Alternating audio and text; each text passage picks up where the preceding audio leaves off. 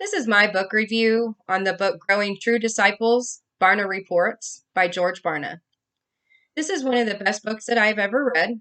It's very thought-provoking and it has a lot of information that I personally had never thought of. The data is based on the Barna Reports. The studies are conducted by the Barna Group. The studies that were conducted were in phone interviews and even by sending in people to observe churches and their practices without them knowing.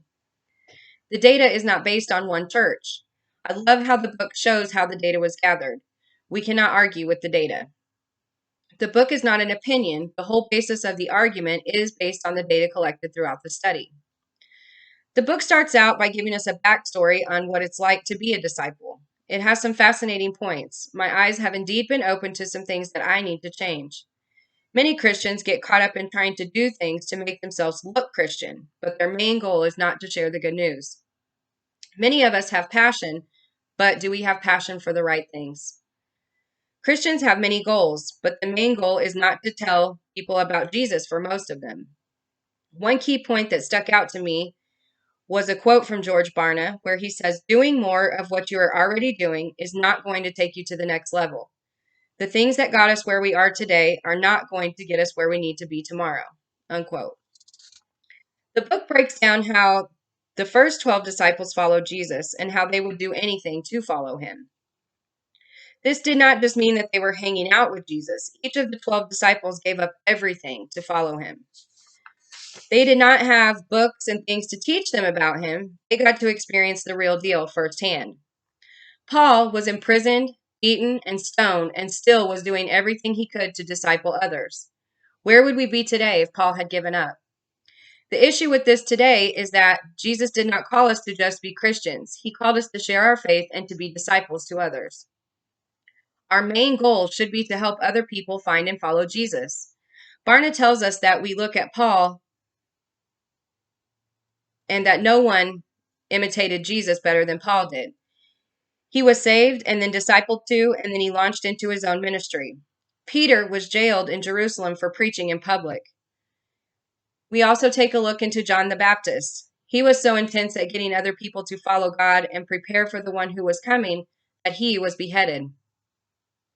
Another direct quote from Barna that I really love is where he says that, quote, "Discipleship matters because Jesus modeled it and commanded it.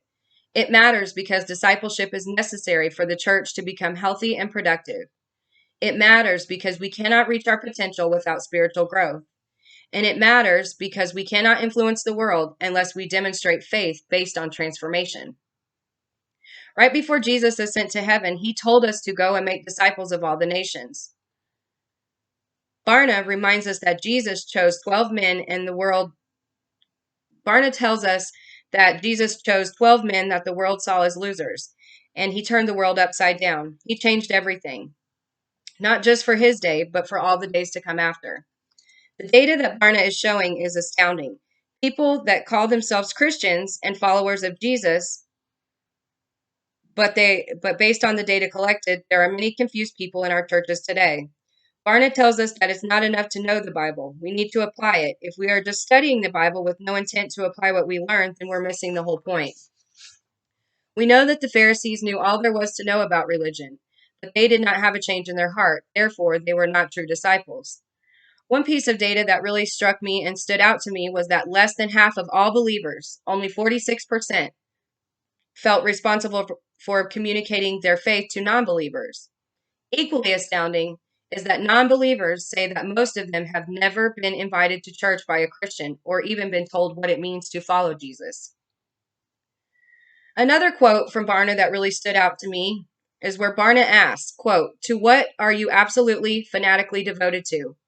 Jesus did not minister, die, and rise from the dead to merely enlist fans. He has no room for lukewarm followers.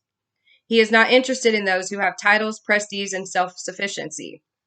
He is searching for the broken, hopeless, helpless, spiritually dependent individuals who readily acknowledge that they cannot make headway without total and absolute dependence upon him." Unquote. Barna points out to us that hurt, disappointment, false teachings, and many other things play a part in skewed perspectives. We tend to set the bar low for ourselves so that we can boast about how much better we are. We convince ourselves and others that we are better than we really are. Many Christians will become stagnant and believe that they are doing fantastic. We need each other to help us see this and see when it's not necessarily true. Barna reminds us that discipleship is not a destination, it's a lifelong journey. After giving the backstory and reminding us how disciples should look, Barna shows us data on successful churches and some that are not successful, with the past and the patterns that they're following to discipleship. A church should have defined core values. We need developmental paths, not just for the leaders of the church, but also for the congregation. These practices will work best when we have others to hold us accountable. Barna then breaks down things that we can do to make things better. He gives several different examples of successful churches and what they have done to build discipleship. He gives examples of models of specific churches that he did the studies on. It gives us a lot of insight, direction, and different options. I like how he tells us that there is no one specific way. There is no manual on how to build a disciple. These things will help us get on the right track to getting there. I am pleased to report that my home church is doing many of these things that make successful discipleship within a church body.